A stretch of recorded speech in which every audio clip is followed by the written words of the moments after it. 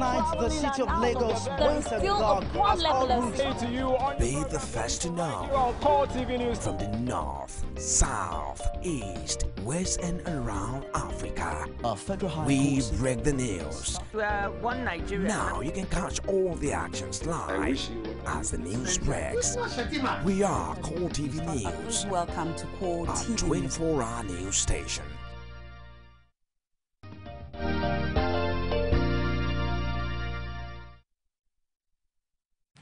9 hours, 40 minutes gone already in the day. Congratulations, you made it to another bright, brilliant, beautiful Thursday morning. It's quite a lovely day we have here in Lagos. Now, each time I say congratulations, you must bear in mind that about 4,000 people die every minute in the world. So it's a privilege that you're alive. But the big question is, what are you going to do with time? 2 or 3 more days before the end of the month, and this seems to be the height and the crescendo for every salary earner. But beyond this part of the month, I hope that you will have enough wisdom to spread the pay so that by the middle of next month, you won't be awaiting for another end of the month. Let's quickly do a review of top stories making headlines on some of Nigerian newspapers. I have The Nation, The Punch, The Vanguard, as well as The Guardian for review this morning. We'll kickstart quickly with The Nation newspaper. Cameroon kills 27 militants to save 480 Nigerian troops. There seems to be a lot of shades and a lot of angles to this story. We discussed that quite extensively yesterday with a retired colonel with us on the show. Boko Haram attacks foiled, senator military underfunded. Those are the riders. Why is the paper not coming up on the screen? I'm reviewing The Nation. Of course, the front page picture shows a scene of petrol tankers explosion on Marine Bridge in Apapa, Lagos yesterday. The last time we had such a thing, it was quite related to insurgency in Southwest. Well, Boko Haram spokesperson someone said yesterday that Boko Haram is no longer faceless. At least we know Shekau. The Shekau said he was responsible for the terrorist attack in Southwest. Of course, the Nigerian police has another dimension to that story. The Nation is still asking the question, where are the Chibok girls kidnapped on April 15? And that question mark seems to cast a dark shadow on all the excitement that the new day brings. Ebola, Nigeria protests stigma. UN hails battle against virus. You get details of that story on page 3 of The Nation. And Jonathan Obasanjo meets. Why? Of course, they said it was behind closed door. Obasanjo insisted that we only discussed security. But Mr. President, I've been meeting with some members of the PDP recently, and many are saying it's ahead of the general election 2015.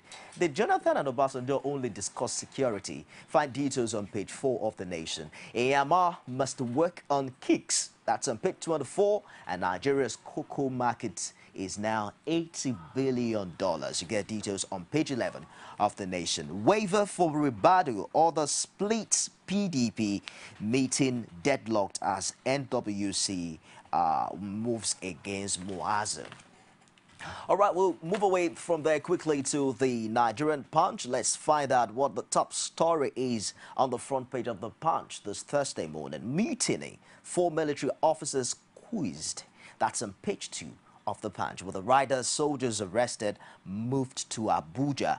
Adeboye's Facebook fans hit 2 million. On find details on pages 14 and 15. Nigeria is still at risk of Ebola, says federal government, even as Nigeria happens to be one of the most successful countries in the history of time to have contained Ebola. I mean, without the drugs, I understand that some people were treated. I think that's a big kudos to the Nigerian government. And of course, we just have 1 person left at that facility in Lagos. We hope that we can keep up with that. I was asking some of our guests yesterday that what's the relationship with the giant fight and the giant victory we got against Ebola and the seemingly defeat we're having battling terrorism in northeastern Nigeria. I think that when our leaders can look beyond their political divides and come together to work, then maybe we can have progress. Ebola doesn't know whether you're PDP or APC after all. Jonathan meets Obasanjo security chiefs over insurgency. That's on page 47. And pension assets hit 4.4 trillion naira. Check out details on page 31. Fleeing graduate hawker drowns during NSCDC raid. Sad story.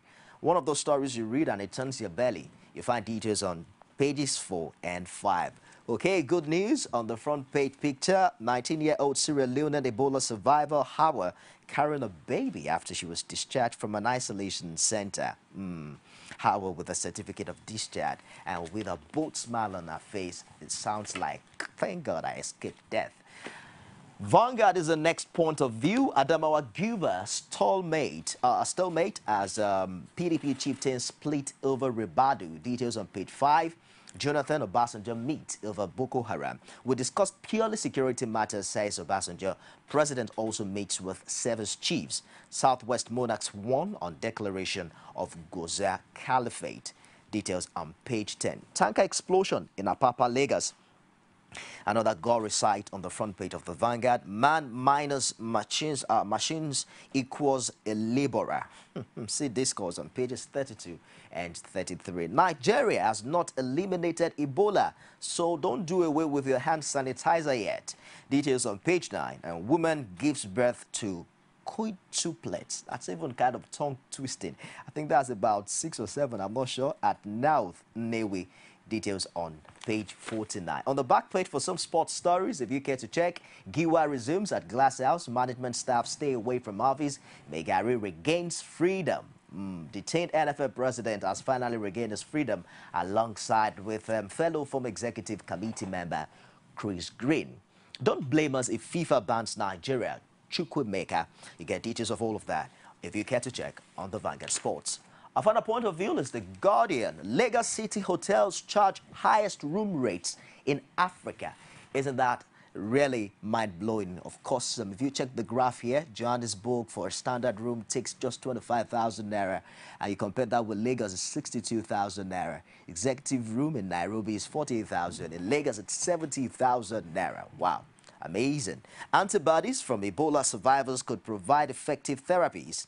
Personnel protective equipment may not shield health workers. And UN envoy Lord Jonathan. It's day 136. Bring back our girls. The campaign is still on. And I just keep wondering how long more we have to count. Jonathan, PDP leaders meet over 2015 others. Mimico consults. Get details on page 5. And scientists identify gene linked to extreme longevity. Page 43 of The Guardian. All right, that wraps it on the Daily this morning. You, of course, can check one of the papers of your choice, but that's what we do here on Core TV News, keeping you abreast with issues as they arise every hour, except for 10 o'clock, because we have to do some core discussions now on Core Digest. Now, Mr. President was caught saying sometimes earlier this year or thereabout that while politicians think of the next election, statesmen think of the next generation. The big question on the show today is how would the 2015 election impact on the integrity of the next generation in Nigeria? Ahead 2015, the battle for permanent voters card. I'm joined this morning by Wale Ogunade. Wale Ogunade is the president of Voters Awareness Initiative. Good morning, Wale. And thank you for finding time to join us. Chijioke Eze is a political analyst. It's been a while. I had you on set. Good to have you join us again. Thank you very much. I overheard you only wear suits whenever you come to our studios. Exactly. All right, let me first find out if both of my guests this morning have registered and possibly if you have the permanent voters cards. Let me start with you, Wale. Well, obviously, I live in Ogun State, though I work in Lagos State. Both Lagos and Ogun are still not within the exercise. And of course, when it gets to the time, obviously, I'll register. Okay. Obviously, where I will register, because I live in Ogun State and I know that election day, the country will be shut down. So obviously, I dare not register where I work. And of course, this goes to all those who are listening. If you register where you know you can vote. And unfortunately for me again, that will be my time of work because I monitor elections. Okay. So I may not be in Lagos if I'm to register. So unfortunately, like I told Jaga the other day, we're having a meeting. To us, that's our own occupational hazard. Okay. We may not vote on election day. We may not. But if I'm lucky that indeed my group is scheduled or I now be part of those that will monitor in Ogun State, then definitely I'll find how I'll get around to vote. But you have a temporary voter card. Obviously, I have a temporary voter card. I voted in the last general election. Okay, beautiful. What about Eze? Yes, I did register and I did vote. I live and work in Lagos, unlike my very good friend here. And of course, I would encourage anyone who wants to make an impact in the electoral process of the country to do the same. As I said, I live in Lagos, I work in Lagos, so, and I have a temporary voter's card as well because I registered at the last time and then I voted, so. One, INEC just concluded the possibly first phase of presenting permanent voter cards to voters in the FCT and 11 other states. There have been quite a number of complaints. Initially, INEC was saying that there was a low turnout of people who had temporary cards. In places like Ibadan, there were widespread complaints as regards people who could not register and who could not get the permanent voter's card. The bad news is that INEC is saying we don't have the logistical plan to extend or postpone the days for registration. The worst that can happen now is that you have to visit us at our local government. How prepared, really, would you say INEC is for the 2015 election? Maybe for people like us and for crying out loud, I've started seeing changes. And of course, those are due principally to maybe the noise people like me have been making to putting INEC on its toes. Because one of the things I remember saying is that it's not till the election day or a week before the election that they start all their giri and gara and all the fire brigade thing that INEC is noted for. And of course, that will make you remember that particularly during the 2015 11 general election, a whole lot of people were disenfranchised because, one, they were not able to see their voters' names on the voters' register. Some of them did not even have this temporary voters' card.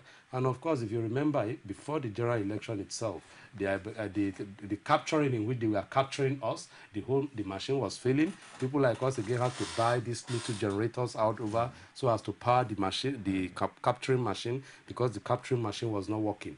That's not even the issue and where I'm going. Where I'm going is that, of course, there are 774 local INEC offices in all the local governments all over Nigeria. Correct. Yes, the only thing sacrificed is that, yes, if the continuous voter exercise, voter registration exercise is over, as they have shut the door, they have opened up that you can go to the local government headquarters to do it.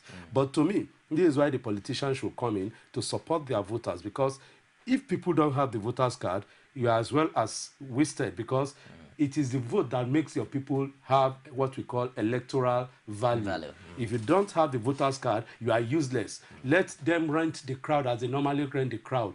Let them fill the stadium or the town square or wherever. If those people don't have voters card, they are just a bunch of useless people. So it is for them. And this is why, again, I use this opportunity. Thank God, INEC has taken my challenge and they are working on it. And I hope the political parties will work on it, because I've challenged them and I want any one of them to come up and tell us that indeed they have a strong voter education department to educate their members on how important it is to vote. Because the voting process is a process. The electoral system time is a process. It's not an event. Because every time we go out during election day to monitor, you now find people coming out to say, "Oh, guy, I want to vote. They didn't allow me to vote there. They say I should go back."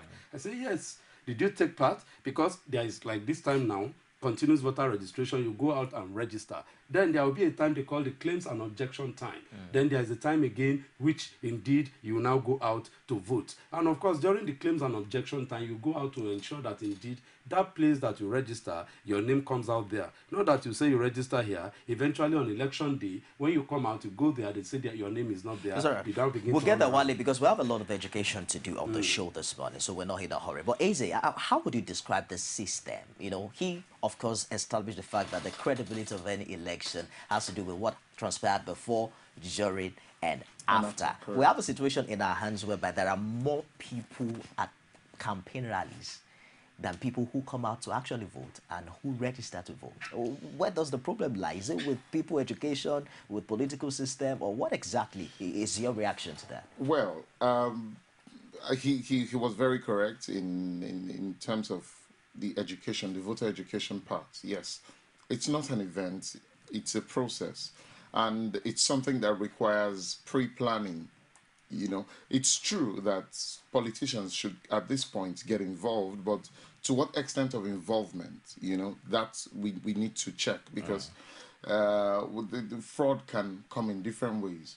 asking politicians to get involved now on the grounds that, oh, if people who are supposed to vote for me don't register, they won't vote. But how are you going to then achieve that? If you sponsor advertisements to say, hey, go out there and register, this is the time to register, if you're in this state this time.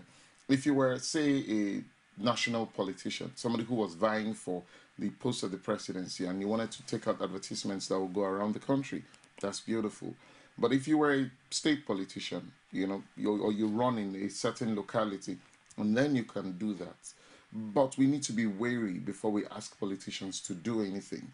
Because if I say I come in and I try to assist INEC in Ogun State, for instance, and I spend my money on behalf of INEC, educating the masses to do what they should do. However, it's INEC who's supposed to do this, not the politicians. INEC is supposed to advertise and educate the public, not the politicians, not the political parties.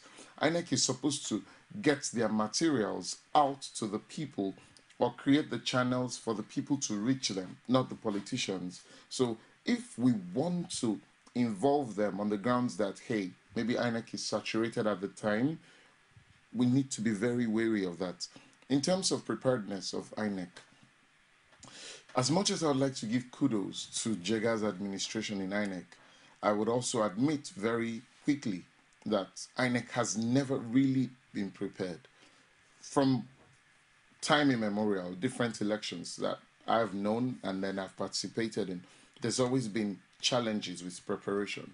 Now, INEC is saying, oh, we can't extend. I can understand, maybe due to their project plans, because the electoral process is a project. Due to these plans, there are times, time slots are set for certain activities. But then, in risk mitigation, which is part of a project planning process, how do you manage it? There's an obvious risk of non-registration by the electorate, supposed electorates. How are you going to manage that? What's the percentage of those who registered last electoral season and this time? You say 1 million people registered the last time. At this time, if they had 1 million people, and at this time you're somewhere around 300,000, then you know that there's a terrible shortfall.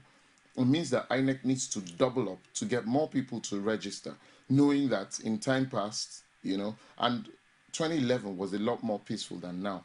There are so many reasons why people should get involved in politics, as the Boko Haram crisis, the doctors' incessant strike. There are too many reasons why people now need to get more and more involved in issues. But if you do not, provide them with the power, because registering to vote is an inalienable power. It's a right to the people. If you do not provide the right platform, that's a shortfall on the part of INEC. But I don't think that the politicians should be the best to fill that shortfall. Well, let's take the FCT and the 11 states as our case study now. Okay. While there seems to be a shift, it's like many people are not even aware of what's actually happening.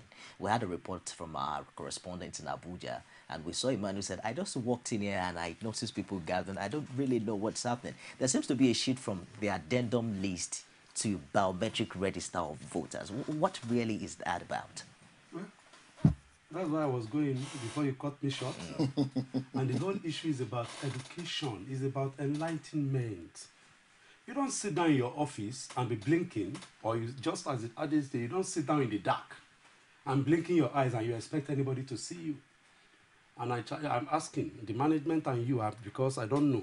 But again, it's quite obvious that INEC has not brought an advert to you people. It is through you people that INEC will get to the grassroots, to the voting public. How many adverts has they brought to you at their voter education department? And that's where I'm going.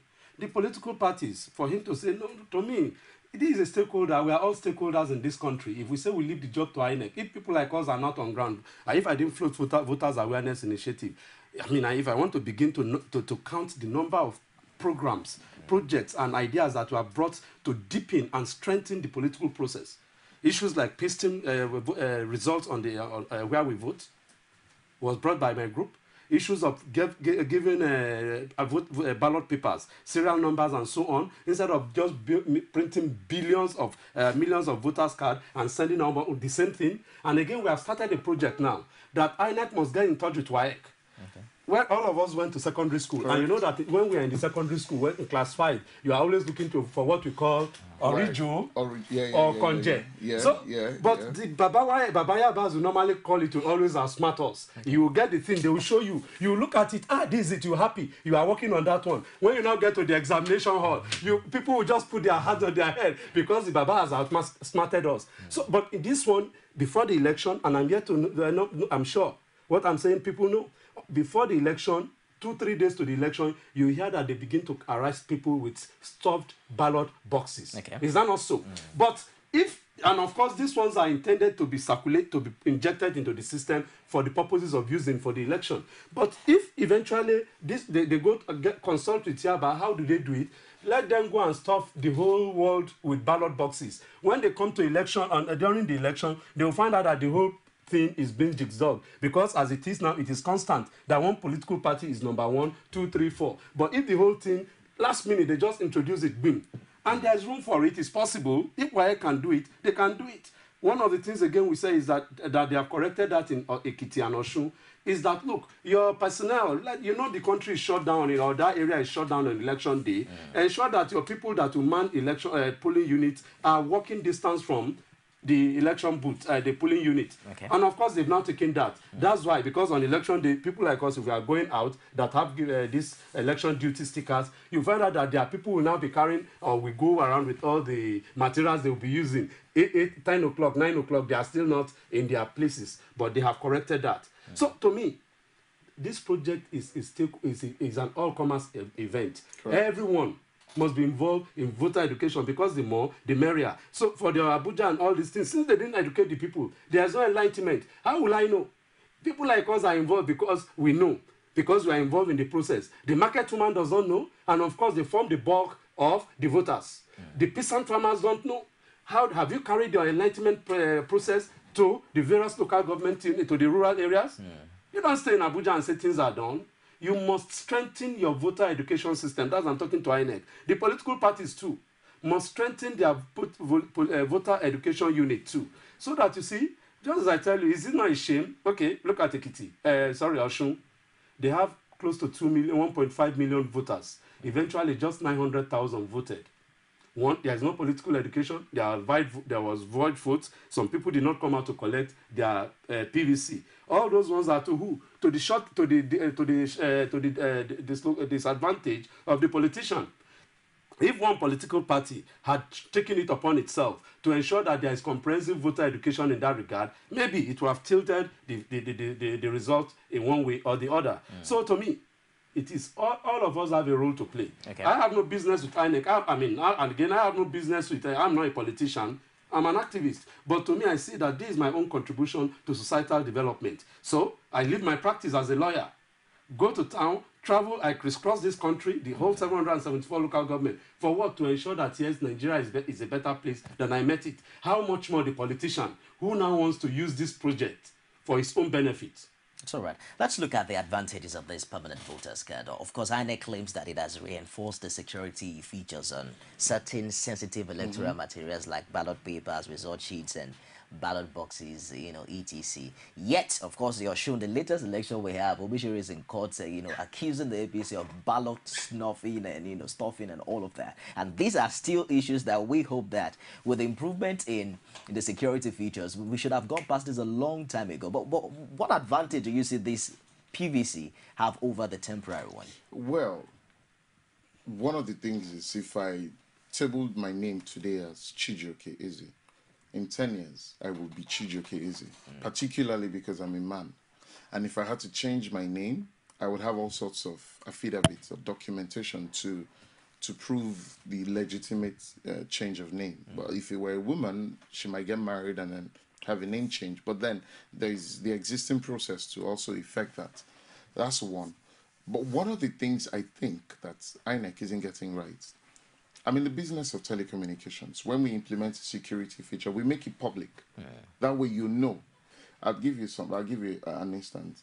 When we're switching from magnetic swipe cards, if you'd remember, in the late 90s, early of the millennium, ATM cards or payment cards, you used to swipe them most times, but then we changed it to chip.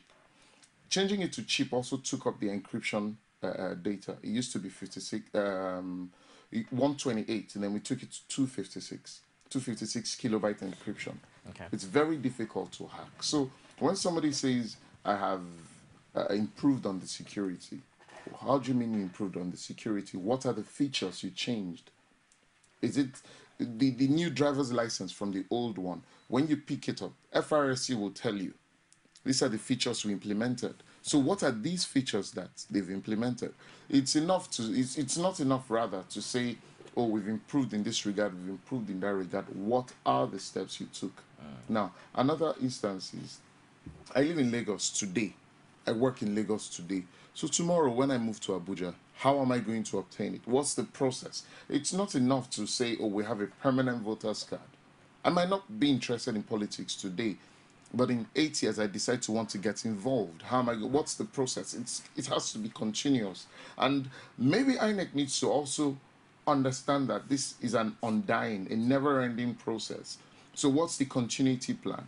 I do not know if these accounts are rendered and to whom, where you detail all of these things, if it's to the National Assembly, but this information needs to get out there, because one of the reasons I would sit at home when I was old enough to vote would be, I would think, oh, so I get up, I take all this energy to go and vote, and somebody manipulates my vote. So why should I bother? At least if I don't vote, there'll be nothing to manipulate. So if you want to give me the confidence that I should go out and vote and my vote will count, you have to itemize how you're going to achieve that. It's all right. You know, so one question that many people are also asking is, what's this thing about the fact that you have to register where you vote? As a Nigerian, if I have a permanent voter's card, for crying out loud, if I registered in Lagos and I'm in Abuja a day before the election, I should be able to vote there. Is it so impossible to make a reality? I am of the same opinion. And truth is, because it's the same sovereignty, why can I not? If my driver's license can work in any part of the country, and even beyond the country, if my international passport can do the same, why can my permanent voter's card not do the same? Because it's practically impossible to go from point A to B. I can't go from Lagos to Abuja on the day of the elections. It means I am confined to a trekking distance on the day of the election. So why can it not work? Why do I have to be confined to Lagos by my card? So what? If the last election, I was in Uyo a day before the presidential or state elections. I don't remember precisely. Just because I was keen on voting, I had to drive from Uyo to Port Harcourt to catch the last flight, aero contractors, out of the south entirely to come to Lagos. I got into Lagos about midnight, just so I'll be able to vote the next day. So what if the plane had crashed? What would then happen? It didn't make sense to have to fly down. I should be able to vote, even if I don't vote for the state, but then I can vote for the president I want. Election. Yeah. Well, let me have your opinion on this, because some have also related it to this idea of indigenous Nigerian nationality. The fact that, I am first a Yoruba man before I'm a Nigerian. Isn't this one of those things that INEC should be looking at to make us more Nigerian than ethnic biased? No. I guess that argument is pedestal. Okay. Why? Because you vote where you register. It doesn't matter. Yoruba men are living in Kaduna. Igbo men are living in Lagos. Hausa men are living in Enugu. And they vote. It doesn't matter. The whole issue is about the logistics around it. But the fact now is that I can't live where I registered. Yes, I'm going there. You see, for how do I put it now? For the purpose of not to avoid confusion, I guess. Okay. But again, to me, just he was going there, but he abandoned it, and I would have thought that he say, well, it has worked with the driver's license. And of course, let's look at the banking system now, the banking reform. Days it was that it is the point, it is where you put your money. Where you have your account. That you have your account that you go and withdraw. And you see how laborious, how inconvenient it is. They have even taken it with his own type of business now, that you don't even need to walk into any bank. All you need to do is to see a street center, a street corner where there's an ATM machine, and you just register. Go in. Even not your bank. Irrespective of the bank. Not your bank. You just go in and put in there. So that's what I appreciate again what he said, that the activities of INEC should not be stereotyped. It should move with technology so that people are free to vote anywhere. I mean, you may be in emergency. Like the other day, let me give you an example. I was part of those that were to monitor the elections in Oka during the November election in Enugu, in Oka, in Anambra. In Anambra. Along the line, because I was there on time, I've organized my people and so on and so forth. On Thursday, after the stakeholders meeting with the INEC people and all of us, I now decided, let me travel. No, on Friday evening, let me travel to Enugu. Let me just drive to Enugu because it's an hour's drive. Correct. To see how to meet somebody. Okay. And I went to Enugu. On the way to Enugu, my vehicles now, the car started jacking and so on. I said, which one be this one? But I fitted it. I got to Enugu. Coming back now, there was traffic and so on. And meanwhile, the borders will be closed 6 o'clock. 10 minutes to 6, I was like some 20 minutes drive from Enugu. I just said, you this vehicle in the name of Jesus. You walk, because if I'm locked out, that's all. I won't be able to do anything. I will be useless there. And my people will be in disarray because I'm the main man. I'm the president. What am I trying to say? If I had not gotten to Enugu, to Oka before 6 o'clock, I'll be locked out. And that's all. Well, maybe, I have an election duty thing, but I'm not talking about somebody who wants to, as he said now, he wanted to come and vote. He got to the airport. They will tell you, sorry, my brother, there is bad weather, there is an operational problem, and so on and so forth, you can't fly. That vote is lost. And let's assume such votes.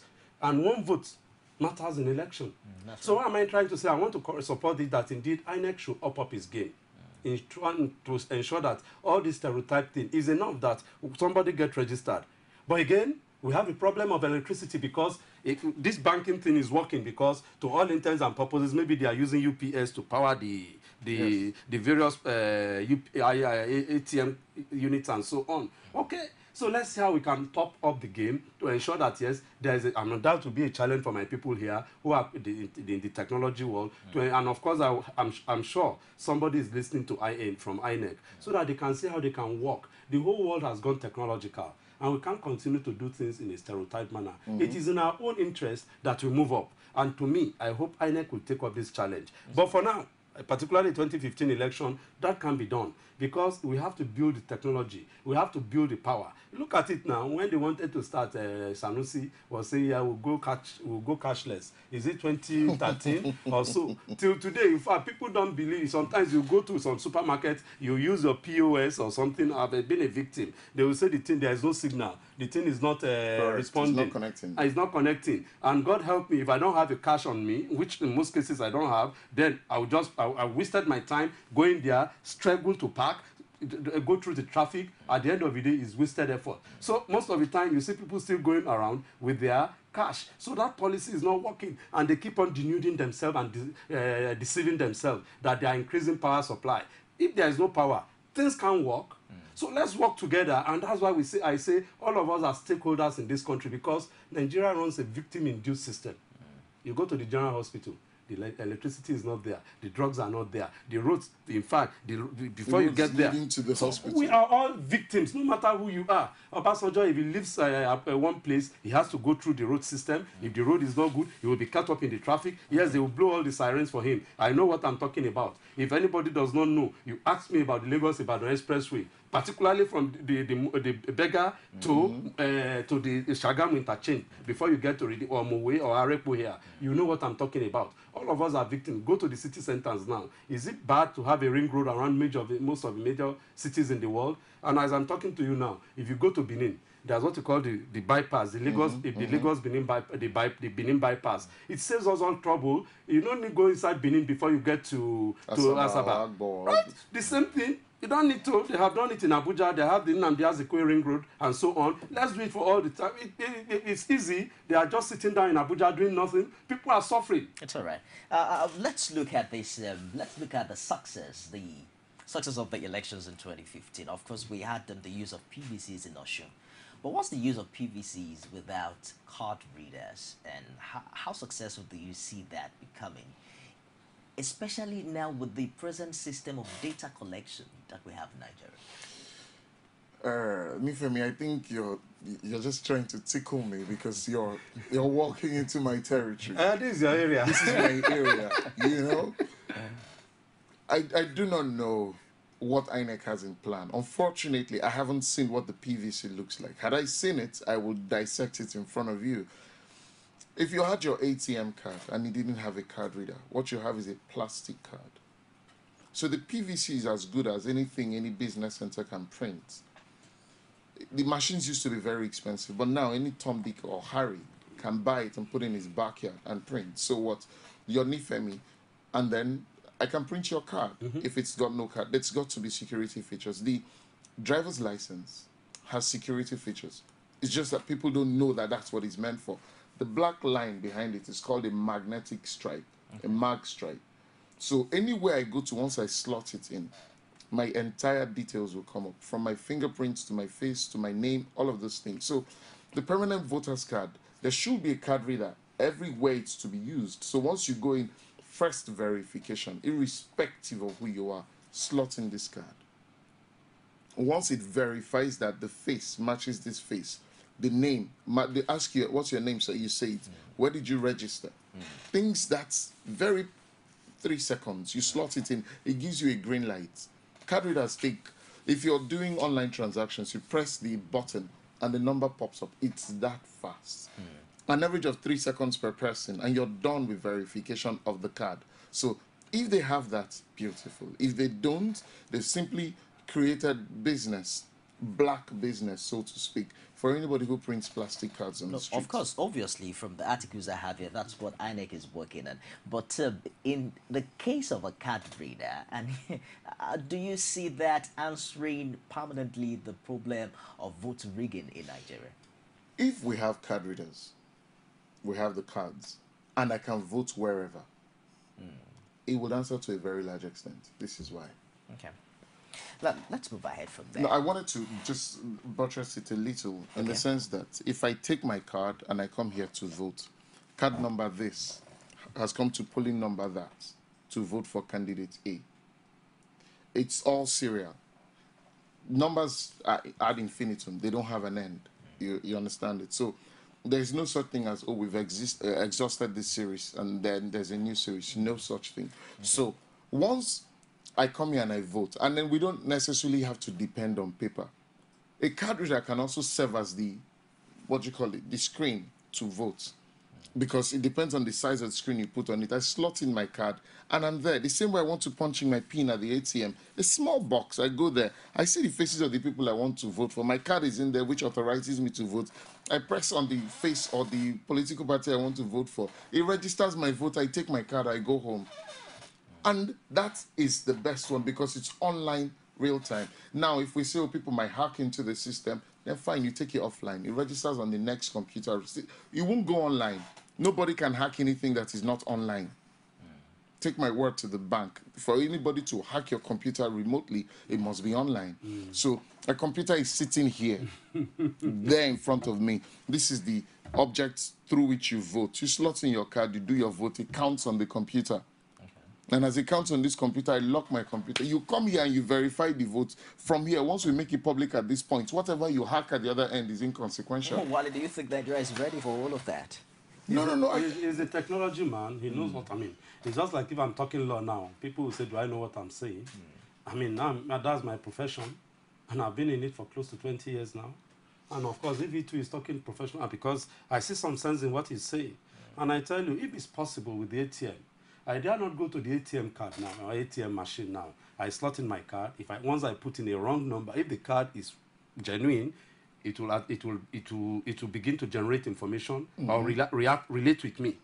I guess that's the word. Of course. It will relate with me. It the will card, interact it will interact with me. Then if I now move further and now say, yeah, I had Nifemi, somebody was telling Nifemi that he's going to put 1 million naira in his account. Exactly. I now put, using my own ATM card, even if I know your password, I now use my ATM card. Will it bring out money?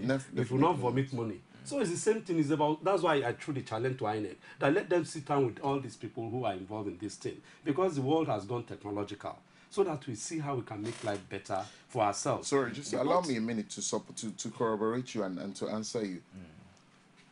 In the 90s, when Nitel was introducing the phone card, everybody said, these people are crazy. People are busy tapping lines everywhere. You're bringing these boxes. They won't work. They will fail. I used it. It worked for me. I called international calls. I can even remember the line. If it would be all national trunks are busy. Please try later. That's what the card would say. I used it. It worked. Now, in '95, Abacha shut down GSM technology. Part of his excuses was that it wouldn't work. Between '95 and 2001, how many years? But by 2000, Phones R Us in Surulere had registered 500,000 pre-users of GSM for Econet Wireless. It worked. GSM hasn't looked back since day one. Nitel is digital. Yes, it's dead, but they've given birth to GTE. They've given birth to 21st Century.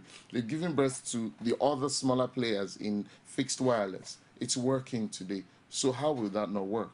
How can you say Nigeria is not ready? The market woman, some market women have POS systems in their shops, especially those ones who get robbed on a daily basis. They realize that if I sell 10 naira and I'm relieved of 5 naira, I'm not making any profit. But if I sell 10 naira and I have to walk 10 minutes to ensure that my 10 naira is safe, who's losing? No one. So Nigeria is beyond ready for this. This is what is good for us. You see, the next question that comes to mind is, who pays for this? Because the INEC chairman already asked for about 92.9 billion naira to conduct the 2015 election. So if we're talking about electronic voting, maybe we'll be looking like ×2 of that amount. Even at that, people are already raising eyebrows as regards why should we have a shoot up from what we paid in 2011, you know, in relation to what is obtainable in 2015. No, this is issue of, if you say education is expensive, try ignorance. Till we have not gotten it right in the electoral system. In fact, we have not gotten it right in anything in Nigeria. We are just moving in, like this Baba chair I'm sitting on. We are just moving in circles, and we think we are making progress. And it's shameful that small Cameroon can ward off any insurgent in their country that wants to come in. And Nigeria, we are battling with Boko Haram. And I remember the other day, and I'm happy this is not coming up now, I guess in this program or some other programs too, I say, well, immediately they kidnapped, is it kidnapped now or abducted, they want the 200 and something girls. Say the best thing government will have done and they should do is to quickly go to Sambisa Forest and level the place, irrespective. Some people are talking about collateral damage. This damage, and going and they are now picking various towns and villages, one by one now, hosting their flags there. Which one is embarrassing? It's about allowing impunity, condoning criminality. And of course, this issue is not something you treat with kid gloves. All of us are victims, as I normally say. And let's continue. The other day, if you go, immediately you leave Onitsha. You leave Asaba, the bridge, you want to enter Onitsha. It was a gully. If you don't have a jeep, you can't go by. You have to drop, walk across, because everybody was looking. Until it took, I guess, Peter Obi the grace to do it. But where am I going? Somebody, and every one of us have a stake in this country. We must take steps, or else Nigeria will, the whole thing will engulf us. It's gradually inching up. We have a role to play. If it's, and of course, let me tell you one thing, and whoever is listening.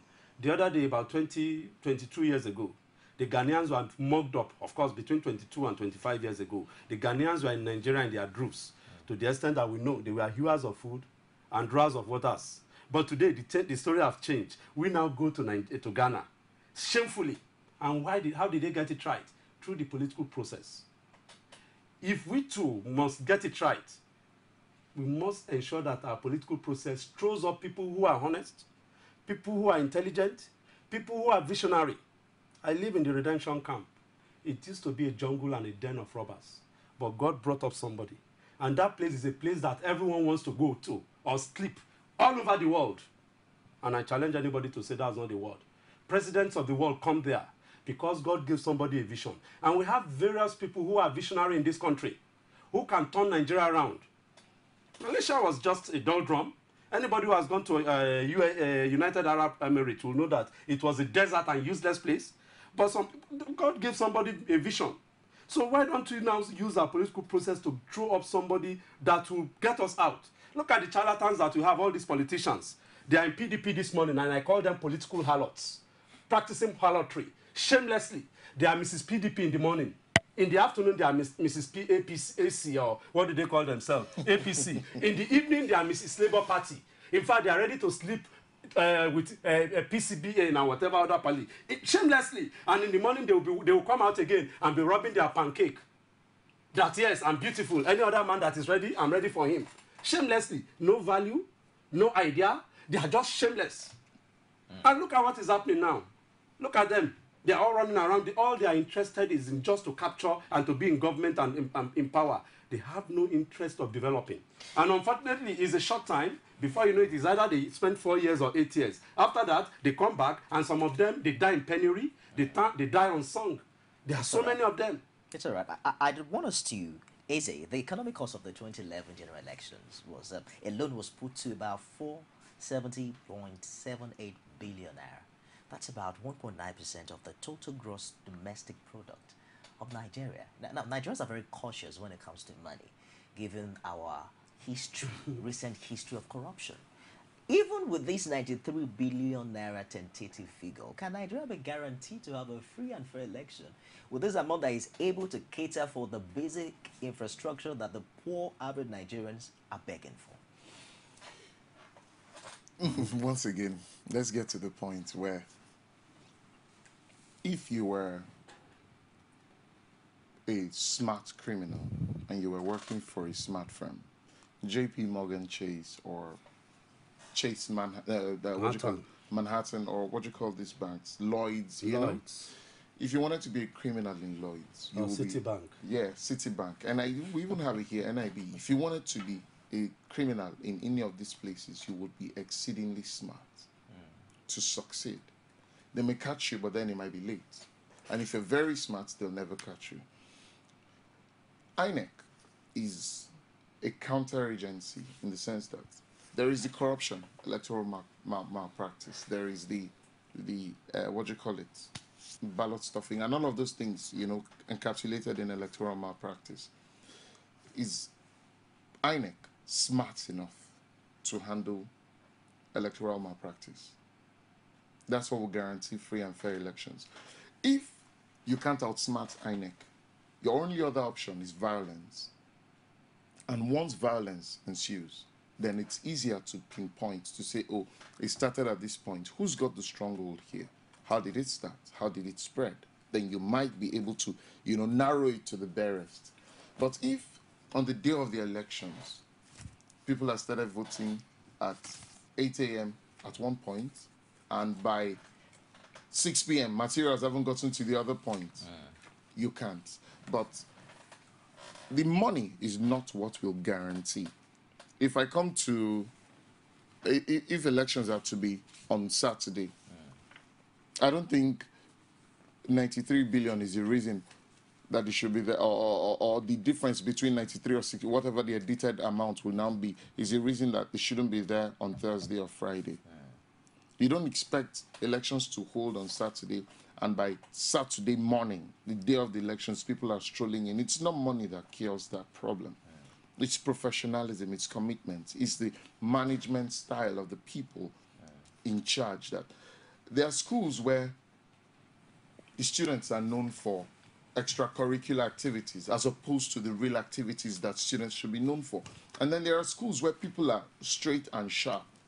Why? It's the management. In my department, I wouldn't want to say it so it doesn't look like I'm celebrating it, but I am celebrating it because I'm proud of it. In my department, we had a HOD who was very sound, was a very smart man, dressed very neatly. And every time he stumbled on someone who he felt the person dressing wasn't, you know, and then he wouldn't embarrass you. He would call you and say, young man, you're an ambassador to my department. I don't want to see you looking like this. So the next time you come to class, you want to look sharp. You want to look like the man who you're representing. So if I'm working with a smart man, I may not be entirely smart, but if he's smart, his smartness will cascade, because I will draw the map. I will include the people I need. And I say, this is the roadmap. This is what we are going to do. If there is a lapse in the system, it's easy to figure out. Say, oh, this guy is the reason. And you change him. It's very easy. Guaranteeing elections is not the amount of money you spend. It is the amount of professionalism, the amount of commitment, the amount of intelligence that you put into it. It's all right. This is Cool Digest Wednesday edition. I have some two young, passionate men in the studio with me. I'm afraid to call you a young man because I can see some grey on your I'm still a young man. I'll be an old man when I'm above 70. I'm not that. It's all right. If you try me, I'm jumping and kick and I play football very well. Very good. And I'm very active. Ahead of 2015, the battle for permanent voters card. When we come back, we'll open our phone lines. Hopefully it works today, and we'd love to hear from you if you already have your permanent voters card, especially for those people in the FCT and in those other 11 states where INEC visited. We'll be back shortly with more. Stay with us. You can now watch Core TV News live from anywhere in the world on our website www.coretvnews.com. Click on Live TV on our website and watch us live. And welcome to Cool TV Primetime Days. To follow us on Twitter, click on Twitter icon on our website. On Facebook, click on the Facebook and YouTube to see all our previous news production. You can also watch us live on YouTube. Click Core TV, leave a space, then News. Core TV News, a 24-hour news station. Glad to have you join us on another edition of The Political Arena, the most detailed and incisive political show. If you are a sitting governor and the opposition is able to stomach structure against you, that means you are wicked to the people. The end of our time and the legitimate authority to govern this country. Give me 20 minutes to move or they will shoot me. He has no chance for survival. If he likes himself, this is the best time to get out before he perishes. The PDP as a ruling party has failed. So anybody who thinks that government will fold his hands and allow miscreants to take over the streets of our own state and cause havoc is deceiving himself. The good, bad, ugly, and beautiful sides of the Nigerian political system. Join me every Sunday at 9:15 p.m. on Core TV News.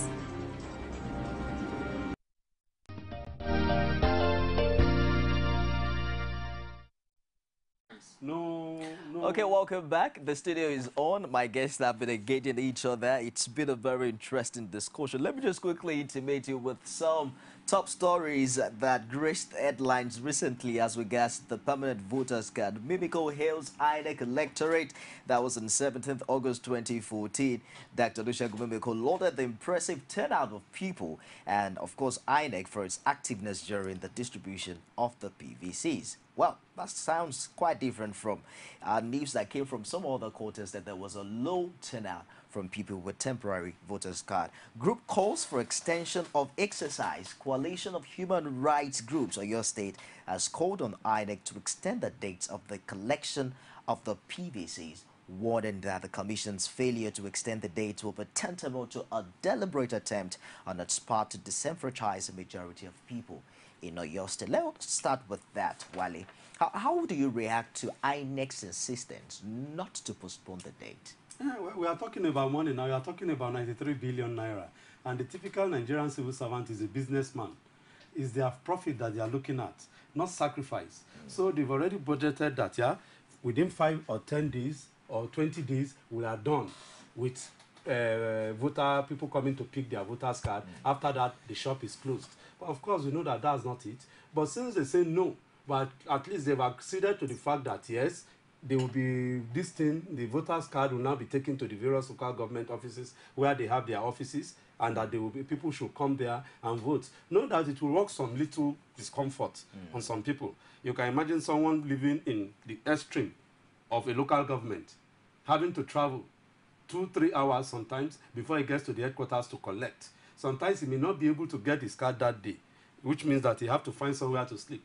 Who bears that cost? That's all the sacrifices that will be involved, and that's the problem INEC will throw on the people. So it is better all the stakeholders, and particularly the INEC and the political parties, find a way around it. Either the political party fund that aspect of it, which they have the funds to do.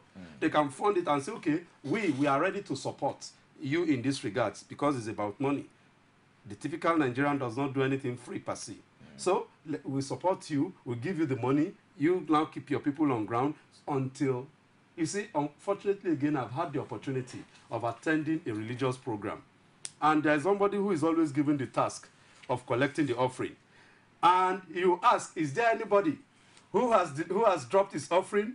Some people will say, no. If he says shout hallelujah, you hear shouts of hallelujah all over the place. You will continue. They will start singing and continue.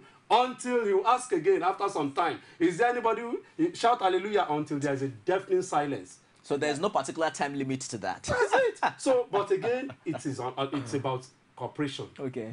Particularly the political parties, because they benefit more.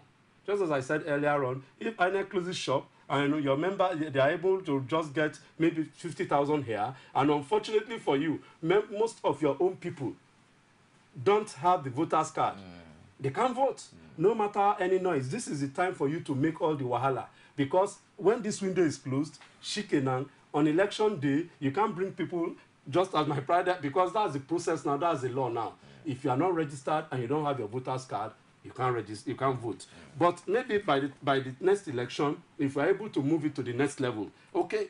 So that is what I will advocate INEC and our political parties to do, to ensure that indeed they move out of this quagmire. You know, Eze, interestingly, INEC has also alleged that most of those people complaining that they've not registered are people who are attempting multiple registration. But the way it is now, I'm amazed. Is there no technology that can detect at that point of registration that you have registered before? Because the way it is now, people can now register as many times as they can. But after a while, I think there's now, you know, a technology that now, you know, removes multiplicity. Can they detect it at that point of registration so that many people ignorantly won't be disenfranchised? True, they can, but it would also require a security risk. I tell you how I mean it. If I registered in Ogun, okay, and it's logged onto or it's uploaded to the national grid where everybody's details are, for you to detect that I'm registering a second time in Oyo, okay, that computer must be connected to the national grid, and then it must be online, or it must be connected to a network, because it's not fiber optics connection all the way to the grid. So if we have to do that, then it becomes quite a challenge, except where you can then copy the files from the national grid and deploy to each of the computers where the registrations would hold, which by itself is a big risk, because if I snatch that computer, I have the details of every registered voter in this country. Your house addresses, your faces, your names, your details, you know, your full details, and I can do all kinds of damage with it. So it's a very big risk. It's now, all right. what we can do is at the point of upload, because when you finish registration, there is verification. That's where we can now, you know, or INEC rather. I keep saying we like I work there. That's where, you know, they can be weeded out, and then but then the problem is when there's multiplicity, it might be a genuine error. It might be a genuine error. I might say, oh, you know what? Let me just register it, because every day I leave home by 6 a.m. With this continuous voter exercise, you know, I mean, registration exercise, many people might even have lost count of whether they registered before or not. That's why I'm saying it might be a genuine error. And at the point of multiplicity, your safest bets truly would be to delete all records. At the point of deleting all records, you've, you know, disconnected somebody, really. And that's where his claim, you know, is really valid. There has to be voter awareness, voter Just a minute, education. Eze. We have to break this news. The news alert reports just rating us says that Nigeria records 2 new Ebola cases. Of course, we'll keep you up to date with when and where at the top of the hour. You don't want to miss it. Wale, just a minute, Eze. Possibly Ebola was one of the reasons why we experienced low turnout of people at the INEC registration centers. No, it's not like that. I mean, we all know that the symptom is that if people who have Ebola, it is a disease or is a sickness that manifests itself. High fever, shaking, sneezing, and co. I don't think so. It's just the awareness. I'm in the field. I mean, this is my area. He is talking professionally in the IT world. I'm not just a lawyer. I'm an activist who is involved in electoral activities. So I know. If people are not educated, are not aware, it's a simple thing. If something is, if you, I mean, let's assume your friend in next door, he didn't tell you that tomorrow is his birthday. How will you know except you are a witch? Then, of course, the other thing is that maybe you go to work, you now come back. You're having your birthday party today. You didn't tell me now. You say, I expect you to know now. Should we live together? How will you know? Well, for instance, it's the same thing. in a place like Ibadan, the state government even declared one-day public holiday, and yet there are still many complaints of people who could not. Yeah, but for that one, you know that the people, I mean, if some footages that I saw, there's some places were overwhelmed, and since they were not attended to, they left. And of course, thinking that there will be another time, they will go at their own convenience. You know, the Nigerian people, they want things to be done at their own convenience. If there's some stress, they will just abandon it. But to me, and I want to advise, you see, this is the only way. In an electoral prayer, you see, we run a democratic system. And your voice is your vote. Your vote is your voice. The only way you can get it is through this vote. Just as I said earlier on, if you don't partake in this process now, you will just become useless. We call it, you don't have electoral value. So when they are talking, you too, in your heart of heart, in your conscience, you know that you did not vote. So all you say, you are just grandstanding. It is when you vote, you say, yes, I don't like this man. And he's not delivering, and he has not delivered. Then the only thing we can do is to vote him out. And in voting him out, your vote will count when you partake in the process. So the opportunity is still there for you. Go out, ensure and struggle to register, because that's the only way we can make Nigeria a better place. People like us, just said earlier on, yes, I'm above 50, but I'm not yet 70. So I just believe that since I'm not yet 70, I'm still a young man who can jump up and down. But there will be a time when, of course, our children will now say, Daddy, what were you looking at that you caused all these problems? You did not take a part. What part? Even if it's just to ensure that you vote. The era of, yes, the vote does not count. I guess we are past that now. People now realize, and you see, when I started this project more than 10 years ago, people said, look at you. You want to turn Nigeria into an El Dorado and co. But yeah, I did not despise days of little beginning. And today, I'm happy that that vision, when I started Voters Awareness Initiative, is coming to fruition. That indeed, the vote has started counting. And thank God for the staggered elections that we have. In staggered elections mean we are having elections in various states now. Yes.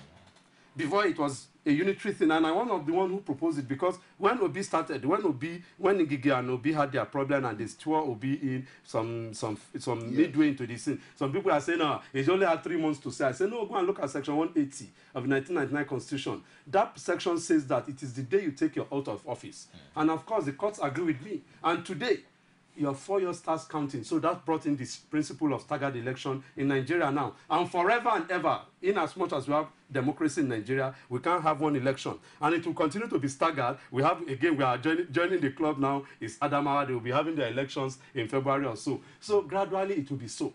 So eventually we will now see how and it will be easy for us. Maybe if it is about educating people and of course improving on technology and so on, it's an evolving democracy, it's growing.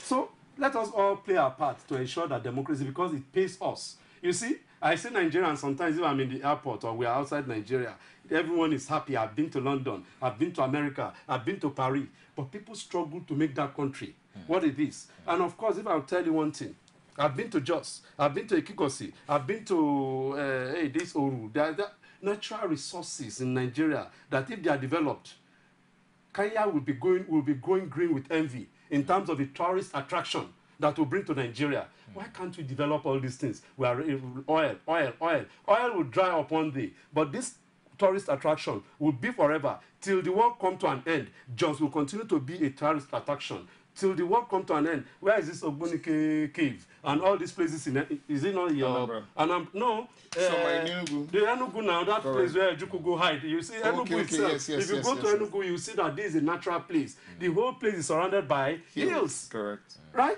That one, people will come and marvel, but nobody is developing it. All of them, they go run to Abuja and steal. Wait for Jack, what did they call this allocation? Chicken, lazy prodigal son economic progress. Sorry, let's get back to the 2015 elections. Well, the phone line is flashing on the screen. We'd love to hear from you. I understand we're having a bit of challenge with the connection. It's one of those major issues that we have in Nigeria as well. But when you're calling and able to turn down the volume of your TV now the two way they talk be that. so we can have a crystal clear communication. Well, the Lagos population is about over 2 million people. 20 million people, I beg your pardon. Now, how do you see a successful registration process, you know, relative to what we saw in about 11 states that INEC just concluded with? How do you see INEC balancing people's schedule? Because we saw in Accra, people had to line up for a long process. I can't imagine people leave their businesses, you know, to make that happen here in Lagos. Well, in all honesty, and in my opinion, I do not see an improvement in the situation, irrespective of how it is. If I were in any position to help in the planning, registration shouldn't be a few months to the elections.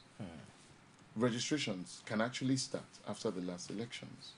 So then we have 3 years to register, or 3 years to...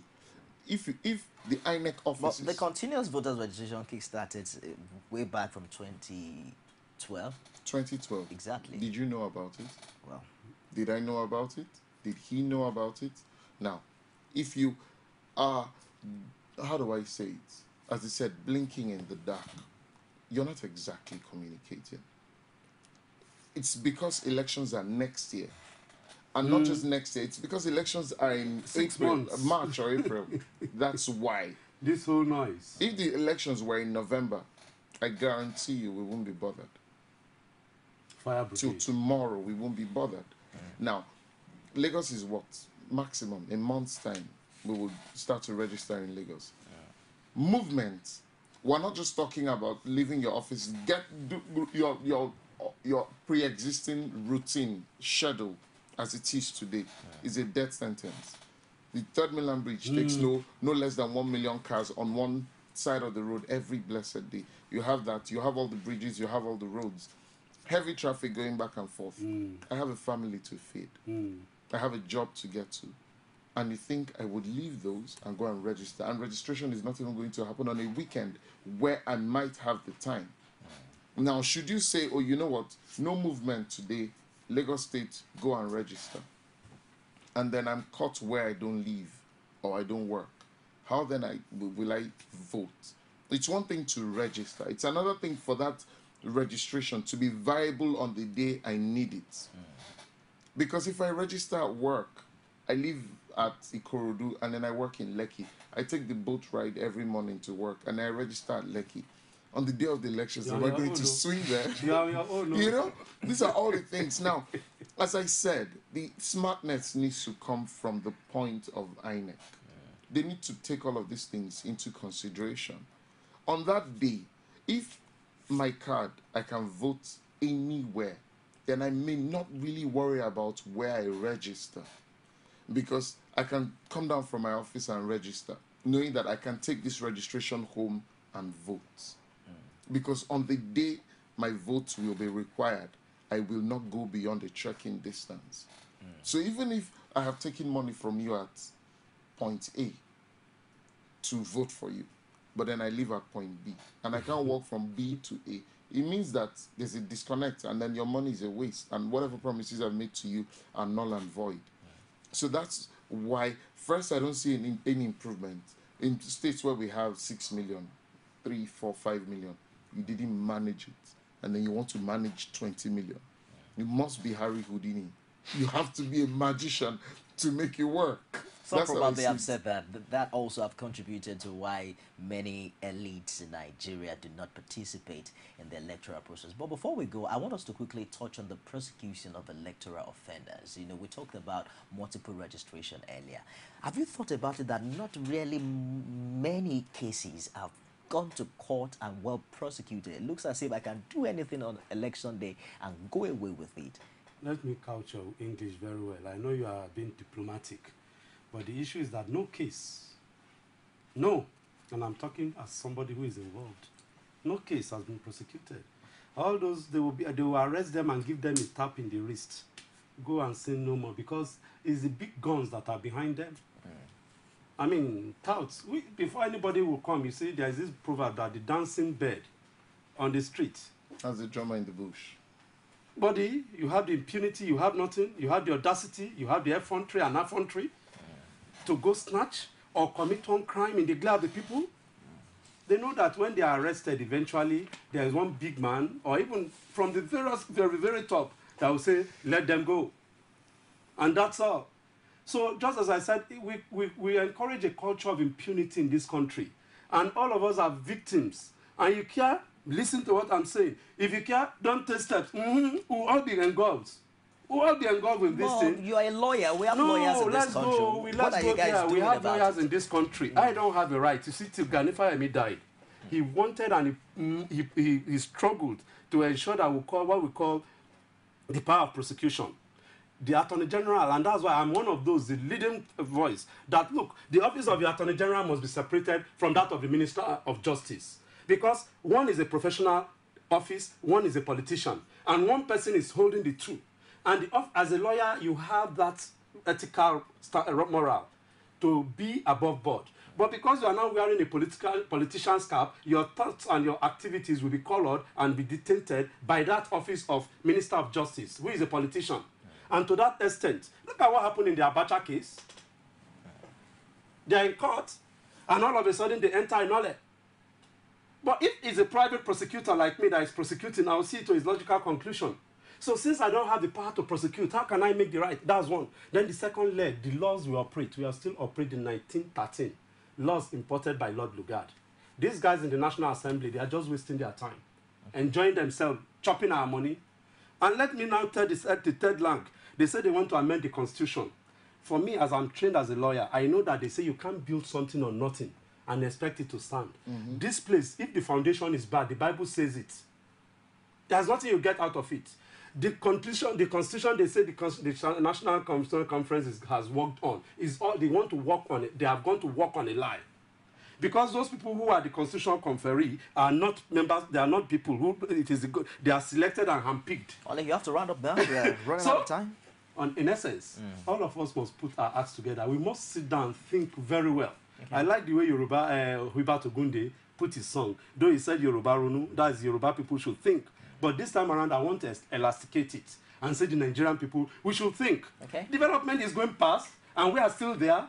1979, Pato Tumi and his friend, they brought up, they said they wanted to give us the first vehicle in Nigeria, Volkswagen. That place is a spare part. Is it not shameful that where we are going, let me quickly finish, where the spare part, where we want to bring vehicle is now where they bring spare parts and they now make it a warehouse. It's all right. We'll round up. Asa, just 30 seconds, talking about Nigeria thinking. Should Nigerians have any excuse whatsoever not to register and get the permanent voters and, of course, vote come 2015? Well, excuses are cheap, and Nigerians can go ahead and get 1 billion not to. But anybody who's interested in the improvement of his own life, because every time we look at the problems in this country, we look at them extraneously. Oh, it's Nigeria's problem, as if we are different from Nigeria. Boko Haram, it's the northern problem.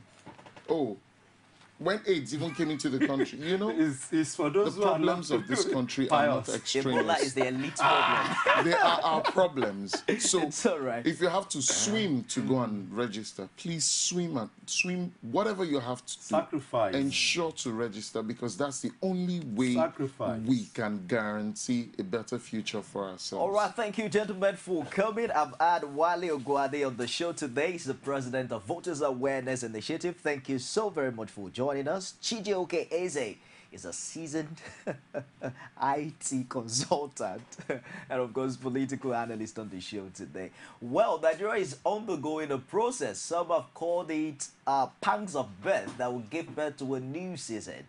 The truth there is that you and I are midwives in this process. Whatsoever you do, whatsoever I do, we of course formulate the much talked about future. I am Nifemi Oguntoye. Cold Ideas continues tomorrow. Do join us again.